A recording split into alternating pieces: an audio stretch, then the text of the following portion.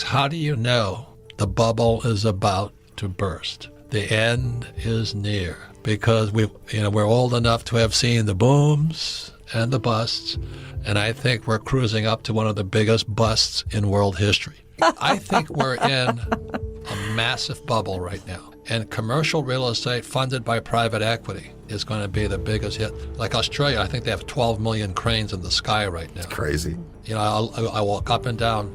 Every single postage stamp of land is being built upon right now. And it's commercial. It's not a single family, a little guy building a little rental property. Right. These are very big projects funded by low interest rates. And I understand the game. But just before the bubble bursts is when all the fruits and fruitcakes the fruit flies come flying out there. What is one of the worst? Like 2007 was a great time because you all know it was going to come down because everybody was into flipping real estate, right? So what was one of the worst things you saw, Robert, during that period, just before the crash of 2008? Well, Russ, remember this. We were at an event, and there was a guy on stage. That's the word he that's used. the word. I guarantee this property will go up in value. We looked at each other and like, that's a problem. Yep. But I remember you talking about how when the gal at the checkout counter at the grocery store is giving you real estate advice, it's too late. She's just got a real estate license.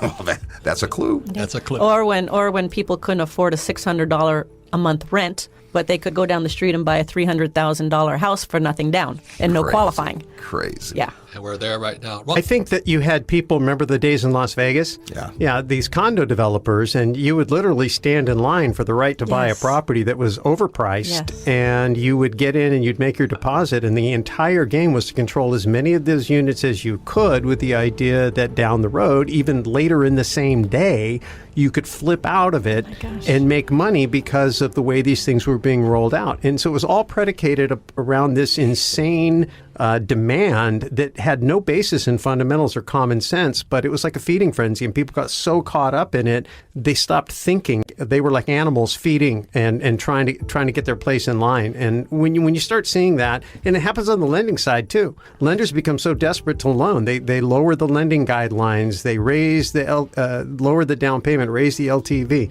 they make it easier and easier to get the loan without providing proper documentation. When you start seeing these things happen in the market, you know that it's this last flurry, like a star that's about to, implode. And that's in all markets. And like the stock market's I think we're about 2 years out from the stock market doing the same thing. It's just going to get so exciting, and everybody's going to jump. And right are you seeing this happening today? Yeah. Oh, yeah. You definitely see it. And the thing is, it can be great because you can take advantage of some of the easy lending to excess equity. You don't have to sell the property to get liquid and be ready for the next thing. But when you do, you just need to make sure you're paying attention to the cash flow. And that's the thing you guys have just been always the thought leaders on. So, Kim, what's the worst pitch? Yeah, we don't have enough time. But I do remember those really fat brochures of these new new development. Here's this fancy brochure, and they're going to guarantee you an 8% return on your money. Guaranteed. Now I'm like, how do you guarantee an 8% return? And that 8%, they were counting on getting more and more people in to buy so that those people would fund the 8% of the people. So it's kind of a Ponzi scheme. Yep. The funniest one I saw is because I'm, the real estate guys, you guys know more about real estate. Kim knows more about real estate than I do. But I do know shipping. So I was down with Trump. This is just before the crash, and this guy had taken an old passenger liner. I go up to this hot young thing, nice brochure, nice hottie, I said, tell me about this. Oh, and she's telling me about how this condo will float through the world and you can get on and get off and all this stuff. And I said, how old is the ship?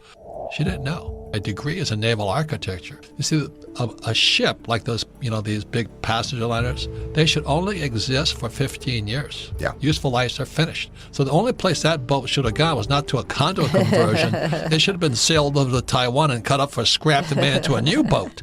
But she was selling these condos, and these guys were lining up to buy condos so they could float around the world. And I said, holy mackerel, there's a sucker born every minute.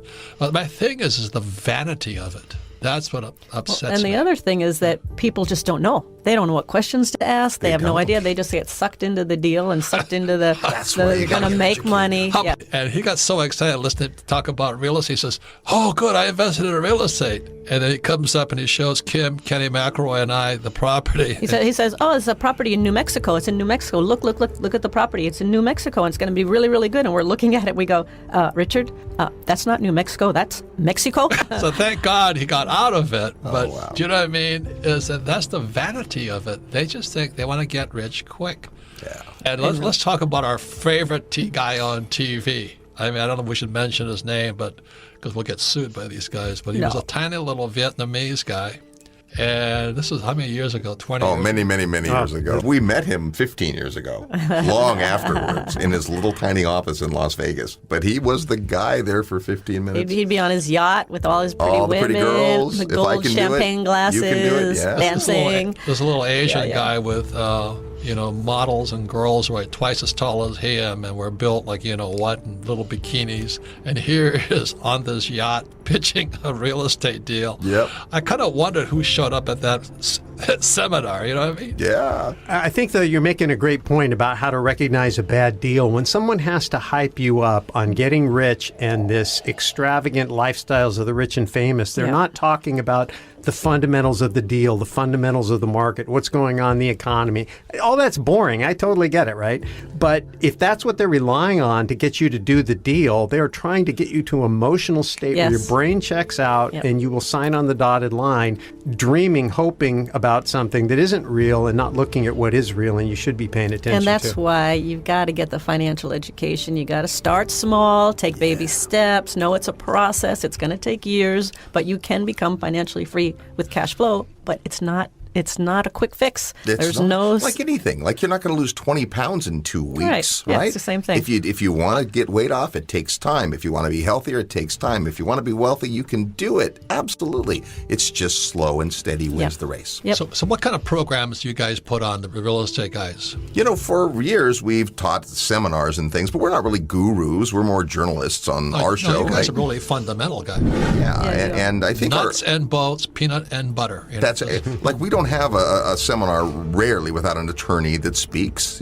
That's because you have to have that sobering side. Yes, you can make a lot of money, but there's a lot of work. Our primary thing that we teach now is real estate syndication, how to go bigger, doing Explain bigger what a deals. syndication is. So rather than buy something just in your own account, if you syndicate, you get together with other folks, and some people put in the time and Other talent. people's money. Other people's money. Some people put in the money. So a passive investor might put $50,000 in a deal, and the syndicator or the sponsor or the promoter is the one who finds the deal, vets the deal, puts together the team. Again, you have to be just as careful as in individual investing, maybe more so. Yeah. But there are attorneys involved. It's professional investors usually. But you also educate the investors, the Both people sides. that are you're raising money from. You educate them about the deal, You bet. the pros, the cons, all of it, because you don't want stupid people giving you money. That could be the most, as we say, the most expensive check you ever took is one that they don't understand. So you go through a process to make sure they understand, and you have to make sure it works for them, that it's in line with their goals and with their ability. And so it's not rocket science, but it takes time to figure it out. And there's a lot of legalities around it, right? You're talking about securities laws, but that's not to scare people away. That's to say it's another way that you can, in our world, collapse time frames and be able to build wealth with real estate, passively or actively.